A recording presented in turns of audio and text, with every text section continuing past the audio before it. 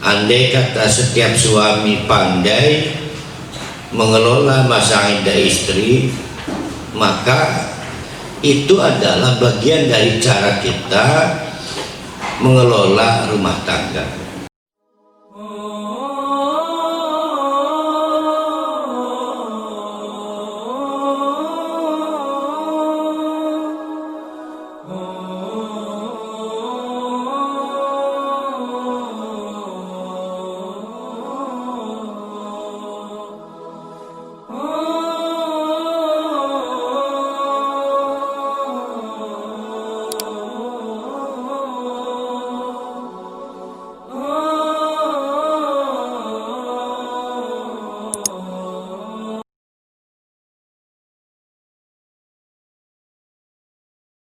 Kemarin kita telah mendapatkan dua pokok dalam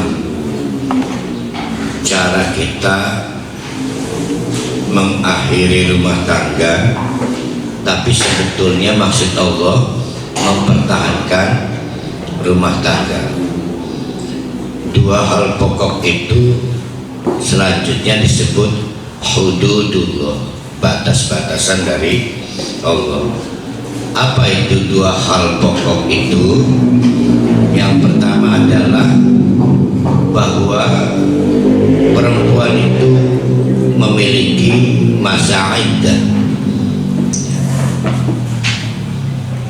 Ini memberikan faidah kepada kita, mestinya sebelum menikah, bahwa seorang suami atau calon suami harus paham bahwa istrinya itu punya masa iddah.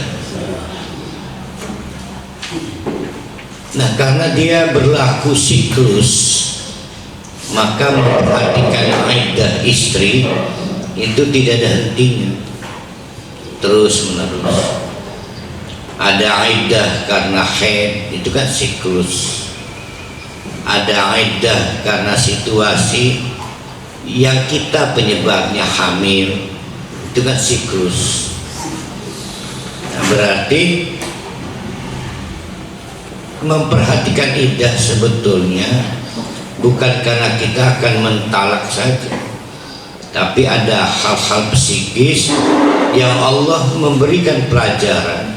Itu adalah bagian dari cara kita mengelola rumah tangga.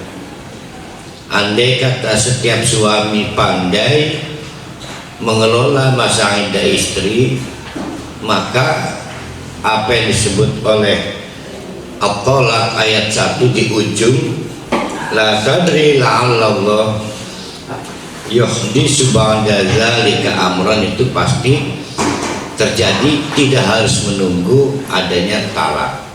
Itu yang pertama.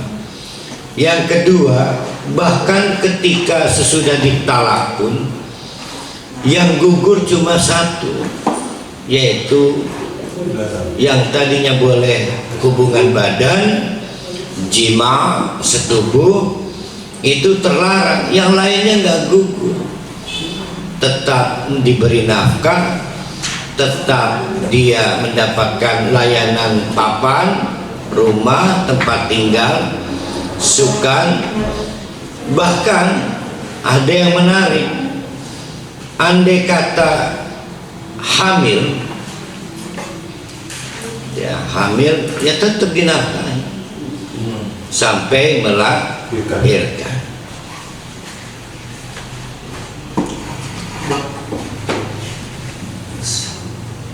Setelah hamil sekalipun ternyata cabang bayinya hadir,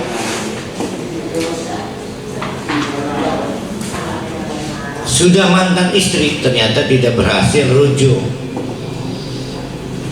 maka kita wajib mengongkosi biaya persusuannya, itu nyusui anaknya, wajib. Luar biasa ya. Itu yang kita catat dari ayat 1. Mari kita teruskan karena ini banyak hal yang pelik. Bagi yang kemarin tidak masuk, ya nanti kita akan ulas kembali masalah iddah. Kita mulai dari ayat 2. Fa idza balagna ajalahunna.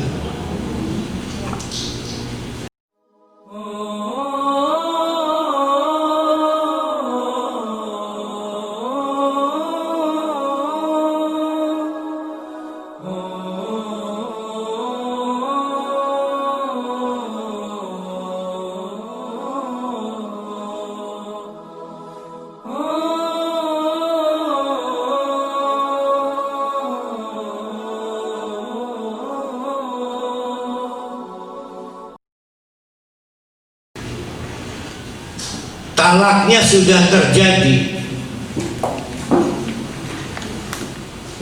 Ingat, talak itu ada di ujung lidah.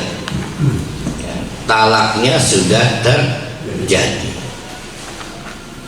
Ada masa diberikan oleh Allah berdasarkan prinsip iddah. Kita mengelola masa iddah itu. Fa idza balagna ajalahunna, kalau sudah sampai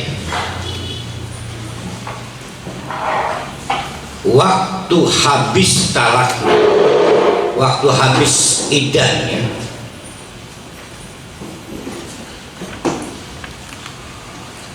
fa'amsiku bima'rufin au fariquhunna bima'rufin.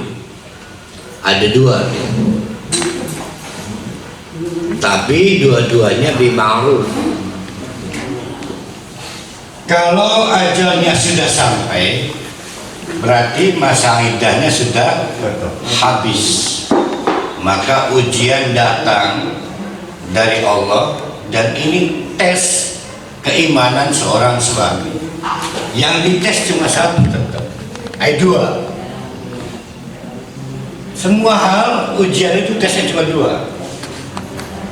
Satu soal al-iman billah. Yang kedua al-iman biyaumil akhir. Selalu dua, mau corona mau apa. Jangan lupa, begitu iddah itu habis, Allah sedang menguji kita. Yang diuji itu dua-dua. Kita masih ingat pada Allah atau tidak. Yang kedua, takut hisab enggak. Maka kepada si suami diberikan dua pilihan. Yang pertama, fariqun.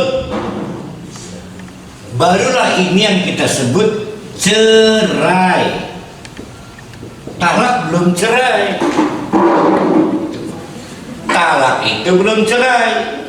Si istri masih tetap istri, hanya tidak bisa disentuh bui. Au imsakun, rujuk.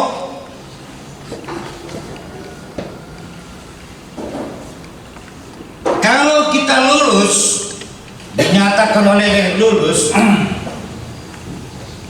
ingat Allah pada waktu memutuskan, takut pertanggungjawaban hisab pada waktu memutuskan, maka akan terlihat andai kata cerai pun itu dengan cara ma'ruf, dan andai kata harus rujuk pun itu dengan cara ma'ruf. Tapi apa yang terjadi, kita ma'ruf hanya pada saat kita merayu pengen rujuk.